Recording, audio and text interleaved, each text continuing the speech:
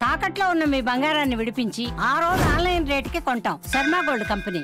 నమస్తే, welcome to Suman TV. నేను పద్మిని. ప్రస్తుతంతో పాటు ప్రముఖ ఆధ్యాత్మికవేత్త, దత్త ఉపాసకురాలు, శ్రీపాద శ్రీవల్లభ దత్తపీఠం వ్యవస్థాపకురాలు శ్రీమతి లతా దత్త గారు మనతో పాటు ఉన్నారు. మాట్లాడదాం. అక్క నమస్తే. అక్క నమస్తేరా.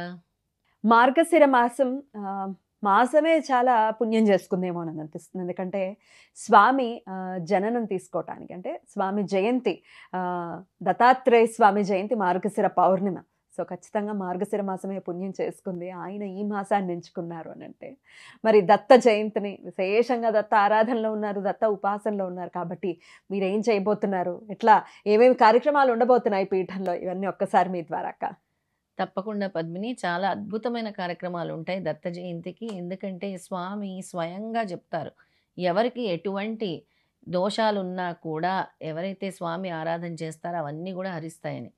ఎవరికైతే జాతక చక్రంలో గురు గ్రహము జబ్బు పడిందో శ్రీపాద వల్లభులు స్వయంగా చెప్తారు, నీ జాతక చక్రంలో గురుగ్రహం గనక జబ్బు పడితే అన్ని సమస్త దోషాలు చుట్టుకుంటాయి. అంటే చాలామందికి ప్రాబ్లమ్స్ వస్తూ ఉంటాయి. అసలు ఎందుకు ఇలా జరుగుతున్నాయో తెలియదు. పెళ్ళిళ్ళు జరగవు, కొంతమందికి అయితే లైన్గా డెత్స్ జరుగుతూ ఉంటాయి ఇంట్లో కదా. ఇంట్లో ఒకరి ఒకరి తర్వాత ఒకరు. ఎందుకలా తెలియదు, అసలు ఎందుకు అలా జరుగుతుందో తెలియదు అనమాట. ఎప్పుడైతే, అందుకే అంటారు శ్రీపాద వల్లభులు చెప్పేవారు, గురుగ్రహం జబ్బు పడితే గనక నీ జాతక చక్రంలో చాలా ఉపద్రవాలు వస్తూ ఉంటాయి, ఆరోగ్య సమస్యలు వస్తూ ఉంటాయి అని చెప్తూ ఉంటారు. పెళ్లి కావటానికి కూడా గురుగ్రహం అనుగ్రహం కావాలి. పిల్లల కోసం కూడా గురుగ్రహం అనుకూలంగా ఉండాలి. అంటే గురుగ్రహం సరిగ్గా లేదనుకో జాతక చక్రంలో, వేరే గ్రహాలు బాగాలేకపోయినా గురుగ్రహం బాగుంటే కాపాడుతాడు. కానీ గురుగ్రహమే బాగాలేనప్పుడు వేరేవి ఏమి పనిచేస్తాయి, పనిచేయమన్నమాట. అందుకనే స్వామి నాకు చెప్పారు, శనగలతో అర్చన చేయమని, స్వామికి అభిషేకం చేయమని. ఇక ఎవరైతే పెళ్లి కావాల్సిన వాళ్ళు ఉంటారో, ఉద్యోగం రావాల్సిన వాళ్ళు ఉంటారో, ఈ దత్త జయంతి రోజు వచ్చి ఎవరైతే ఈ శనగలతో అభిషేకం చేస్తారో స్వామికి, మన ఎల్లో కలర్ శనగలు ఉంటాయి కదా, కాబూలీ శనగలు, ఆ స్వామికి దాంతో అభిషేకం చేస్తున్నాము ఆ రోజు. అద్భుతం. ఎన్ని కిలోలనా, లేకపోతే 108 కేజీలు. 108 కేజీలతో. అయితే అవి పచ్చివేనా, లేకపోతే వాటిని మళ్ళీ నానబెట్టి? అవి పచ్చివే. తర్వాత మనం ప్రసాదంగా అందరికి ఇస్తాము. అవి స్వామికి మనం అభిషేకం చేశాం కాబట్టి వాళ్ళు నానబెట్టి ప్రసాదంగా స్వీకరించవచ్చు, లేదా చక్కగా కూర వండుకోవచ్చు, చోలే కర్రీ అంటారు కదా, దాన్ని కూడా చేయొచ్చు అనమాట. ఈ గురుగ్రహ దోషం అని తొలగటానికి స్వామి ఎప్పుడు కూడా శనగల్ని ప్రసాదంగా పెట్టమని చెప్పేవారు. శ్రీపాద వల్లభులు శంకర్ భట్కి ఆయన గురువుకి నువ్వు శనగలు దానం చేయి అని చెప్తారు. చేసిన తర్వాత స్వామి శనగలు ఆయన ప్రసాదంగా పెడతాడనమాట శ్రీపాద వల్లభులకి శంకర్ భట్. పెట్టగానే వాటిని లోహపు ముద్దలుగా మార్చేస్తారు. లోహపు ముద్దలుగా మార్చేసి, ఎందుకు ఈ లోహపు ముద్దలు అయ్యాయంటే వాటిని మళ్ళీ అక్షరాలుగా మారుస్తారు. లోహపు ముద్దల్ని అంటే విచిత్రాలు చేసే శ్రీపాద వల్లభులే ఆ లోహపు ముద్దల్ని మళ్ళీ శనగల రూపంలో చేసి దాంతో అక్షరాల కింద మారుస్తారనమాట. అప్పుడు చెప్తారు, గురుగ్రహం అనుకూలించాలంటే శనగల్ని ప్రసాదంగా చేయాలి. నీ యొక్క బాధ ఉన్నా, ఆరోగ్య సమస్యలు ఉన్నా శనగల్ని నానబెట్టి గుచ్చి నాకు మాలని సమర్పించాలి అంటారు. ఈ శనగ మాలని తప్పకుండా సమర్పించాలి.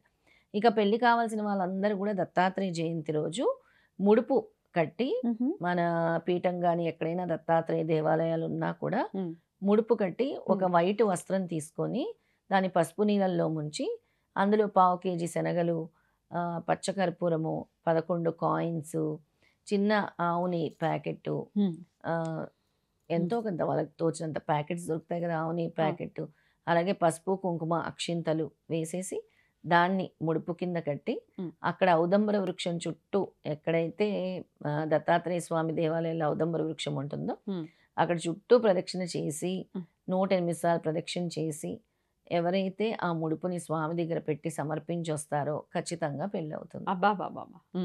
ప్రత్యేకించి ఆ జయంతి రోజు చేయమంటున్నారు. ఆ పౌర్ణమి రోజు, ఆ జయంతి రోజు, దత్త జయంతి రోజే చేయమంటున్నారు. పిల్లల కోసం వాళ్ళ తల్లిదండ్రులు ముడుపు కట్టచ్చా? పిల్లల కోసం తల్లిదండ్రులు వాళ్ళ పిల్లల పేర్లు చెప్పి కట్టొచ్చు. మన పీఠంలో కూడా ఈ కార్యక్రమం చేస్తున్నాము. అందరు కూడా పెళ్లి కావాల్సిన అమ్మాయిలు కానీ అబ్బాయిలు కానీ వాళ్ళు వచ్చి స్వయంగా కడితే చాలా మంచిది. అలాగే ఔదంబర వృక్షం చుట్టూ ప్రదక్షిణాలు చేస్తే మంచిది. ఆ ముడుపుని స్వామి దగ్గర పెడితే ఇంకా మంచిది. తర్వాత అలా అసలు ముడుపు నేను కట్టమని చెప్పాను ఒక ఆవిడికి. ఆవిడ కడతాను అని మొక్కుకోగానే పెళ్లి కుదిరింది. ఇంకా కట్టక ముందే కడతాను అని. తర్వాత ఈ దత్త జయంతి తర్వాత వచ్చే అష్టమి, ఈ పెళ్లి కాని అబ్బాయిలు అమ్మాయిలు అందరూ కూడా అనగాష్టమి డిసెంబర్ 12 అప్పుడు అనగాష్టమి వ్రతం చేయించుకోవాలి. అది పద్ధతి అన్నమాట. ఇదే విధంగా ఉద్యోగం కోసము పెళ్లిళ్ళ కోసం ఈ విధంగానే చేయాలన్నమాట. ముఖ్యంగా పెళ్లిళ్ళు కావాల్సిన వాళ్ళనుకో.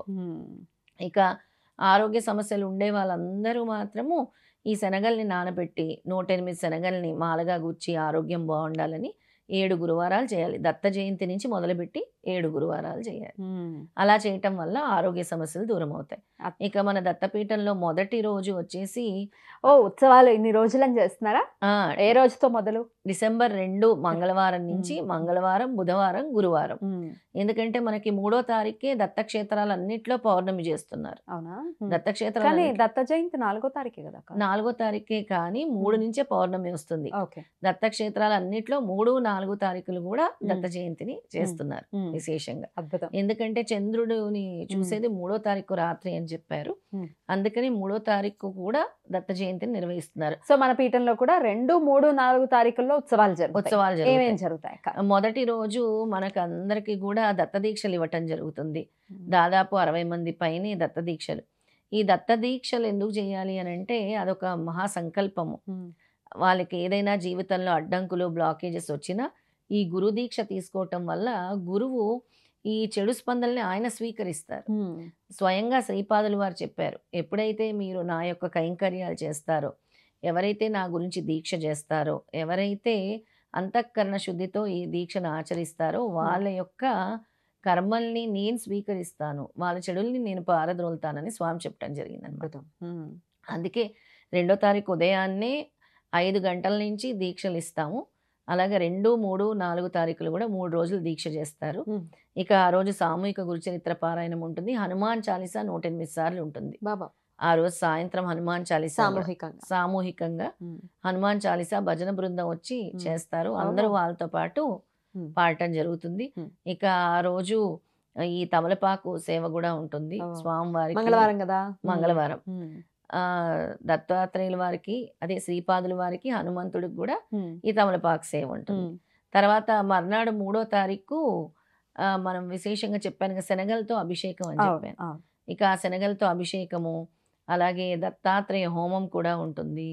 తర్వాత సాయంత్రం దత్త చాలీస భజన కూడా ఉంటుంది. పల్లకీ ఉత్సవం కూడా ఉంటుంది అనమాట. అద్భుతం. అవన్నీ 3వ తారీఖు జరుగుతాయి. ఇక 4వ తారీఖు దత్తాత్రేయ ప్రదక్షిణాలు ఉంటాయి. అలాగే ఆ రోజు కూడా మనం లక్ష పుష్పార్చన చేస్తున్నాము. గురువారం కాబట్టి దత్త ప్రదక్షిణ, లక్ష పుష్పార్చన, అలాగే అఖండ సిద్ధమంగళ స్తోత్రం పారాయణం కూడా ఉంటుంది. ఊయల సేవ ఉంటుంది. అంటే రాత్రిపూట ఉంటుంది అనమాట ఊయల సేవ. అది మనము బుధవారం, గురువారం 2 రోజులు కూడా చేస్తున్నాం. అద్భుతం.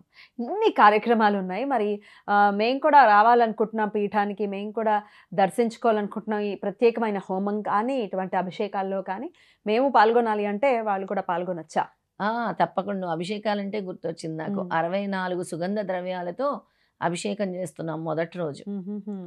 ఏకాదశ రుద్రాభిషేకం చేస్తున్నాం.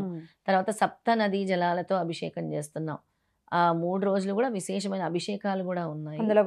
అందులో కూడా అభిషేకాల్లో పాల్గొనాలంటే తమ గోత్రనామాలు ఇచ్చినా కూడా మనం చేస్తాం.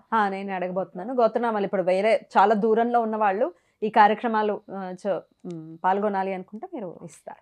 ఖచ్చితంగా. ఈ అభిషేకాల్లో దత్త హోమంలో పాల్గొనొచ్చు. అక్కడ జరిగే పల్లకీ ఉత్సవంలో ఊయల సేవలో కూడా పాల్గొనాలంటే ముందే మన దగ్గర రిజిస్ట్రేషన్ చేసుకుంటే పాల్గొనొచ్చు. రైట్.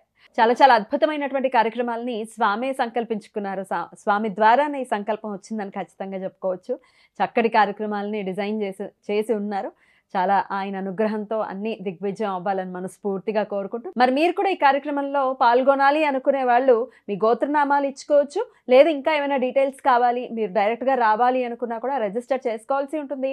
లత గారి నెంబర్కి కాల్ చేయండి మరిన్ని వివరాల కోసం. రైట్ అక్క, థ్యాంక్ యూ. అయితే ఇంకో చిన్న విషయం పద్మిని, మనం గురు పౌర్ణమికి అందరికీ పాదాలు ఇచ్చాం, గురుపాదాలు గురుపాదకులు ఇచ్చాము. అలాగే ఈ 3 రోజులు పూజల్లో పాల్గొనే వాళ్ళకి ఎవరైతే రిజిస్ట్రేషన్ చేసుకొని ఏదైతే అక్కడ దత్త హోమంలో పాల్గొంటారో, అలాగే పల్లకి ఊయల సేవ, ఈ 3 సేవల్లో ప్రత్యేకంగా పాల్గొన్న వాళ్ళకి దత్త పాదుకల్ని ఇవ్వటం జరుగుతుంది, గురు పాదుకల్ని ఇవ్వటం జరుగుతుంది. అలాగే గురు పాదుకలు అక్కడ పూజ చేయించి ఉంచుతాము. ఎవరికైనా కావాలన్నా ఔదంబ్ర వృక్షం పాదుకలు దత్త జయంతి తర్వాత మన దగ్గర నుంచి కలెక్ట్ చేసుకోవచ్చు కావాలంటే, పూజించిన దత్త పాదుకలు. లేదు ఇంకా సుదూర ప్రాంతాల్లో ఉన్నారు అంటే వాళ్ళకి కొరియర్ చేస్తారా? తప్పకుండా కొరియర్ చేస్తాం. చిన్న సైజు పెద్ద సైజు కూడా సైజు ఉంటుంది, ఈ సైజు ఉంటుంది పాదుకలు, వాటిని కూడా మనం ఇస్తాము. ఈ 3 వాటిలో పాల్గొన్న వాళ్ళకి దత్తాత్రేయ స్వామి లాకెట్ కూడా ఇవ్వటం జరుగుతుంది. అద్భుతం.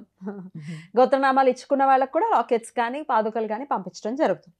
ఈ 3 దత్తాత్రేయ హోమము, పల్లకి సేవ, ఊయల సేవలో రిజిస్ట్రేషన్ చేసుకున్న వాళ్ళకి. అదే ఓన్లీ రుద్రాభిషేకం చేసుకునే వాళ్ళకి దత్తాత్రేయ స్వామి లాకెట్, విభూది, కుంకుమ ఇస్తాం. రైట్ అక్క, చాలా చక్కగా తెలియజేశారక్క.